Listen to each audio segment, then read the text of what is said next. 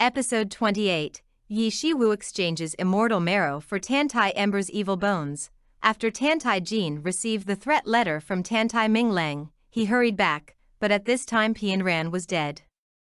Tantai Minglang took out the weak water that Fuyu had given to him before. This weak water could greatly increase the power of the puppets and demon soldiers, and he controlled the puppets to kill the people wantonly in the city. Yi Xiao learned that Tantai Minglang had entered the city to ravage and kill the people, so he put on his armor again and went into battle to protect the people. Back then, when the prosperous country was defeated, he was powerless. Now that the country is unified, no matter which country the people are in the end, they are the people of the same country. He can't just watch the rebels slaughter the people. He arranged for Yi Xiu to take Chen Tao to escape from the east gate, while he held a long gun go out to kill the enemy. But Yi Xiu thought he was the son of the Yi family, and he accompanied his father out of the house to protect the people. Tantai Minglang broke into the palace and threatened the people in the palace to take him to find Yi Bingsheng and Yi Xiwu.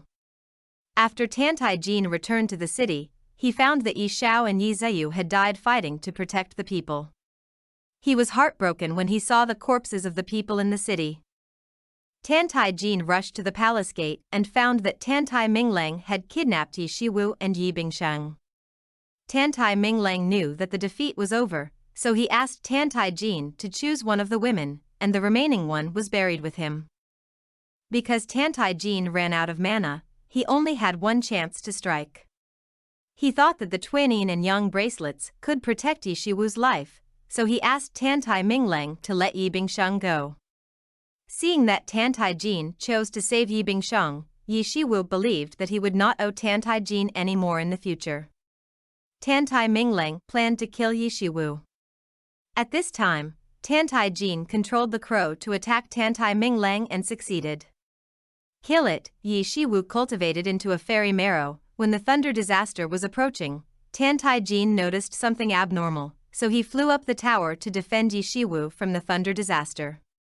Tantai Jin found the world-worthy jade in Yi Xiwu's left eye, and learned that Yi Xiwu used his left eye to exchange for the world-worthy jade from himself.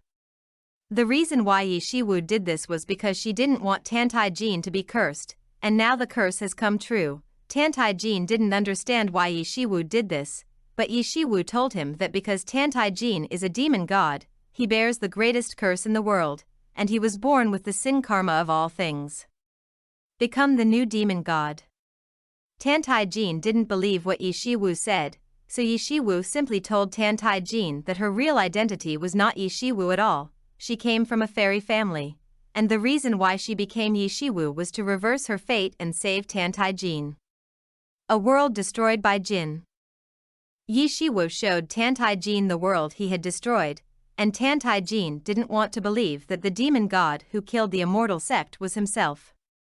But Yi Xiwu didn't want to gamble with the lives of thousands of people on the tiny trace of kindness in Tantai Jin's heart. She couldn't afford to gamble. Tantai Jin said that he would not let Yi Xiwu leave him, even if his soul was scattered and died under the thunder calamity, he would not let go. Yi Xiwu said that she was close to Tantai Jin from the beginning to the end because of the mission. She pushed Tantai Jin away and exchanged the fairy marrow for Tantai Jin's evil bones. Oh, under the power of Lei Jia, Yi Xiwu exchanged the primordial spirit and immortal marrow for Tantai Jin's evil bones, and hoped that the two would never see each other again. Tantai Jin wanted to hold Yi Xiwu back, but Lei Jia shattered the twin yin and yang bracelets, and Yi Xiwu finally fell to his death. Tantai Jin didn't want to accept Yi Xiwu's death, so he walked back to the palace step by step with Yi Xiwu in his arms, recalling the scenes with Yi Xiwu, and finally passed out in grief in the palace. Tantai Jin couldn't find Yi Xiwu's figure in his dream. At this time, the voice of the demon god told him that Yi Xiwu was dead, everyone around him would leave, and everyone would hate him, even at the cost of death, and leave him.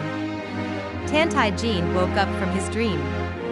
He found Yi Xiwu's body in the ice coffin, but he still refused to accept the fact that Yi Xiwu was dead. Yi Qingyu came to visit Tantai Jin after recovering from his injury, and found that Tantai Jin had frozen himself and Yi Xiwu together in the weak water ice coffin. Yi Qingyu opened the ice coffin. He wanted to take Yi Xiwu away. He thought, Yi Xiwu, I just want to leave Tantai Jin. But Tantai Jin doesn't want to let Yi Xiwu go. Yi Xiwu is the only person in this world who treats her well, and Yi Xiwu likes herself.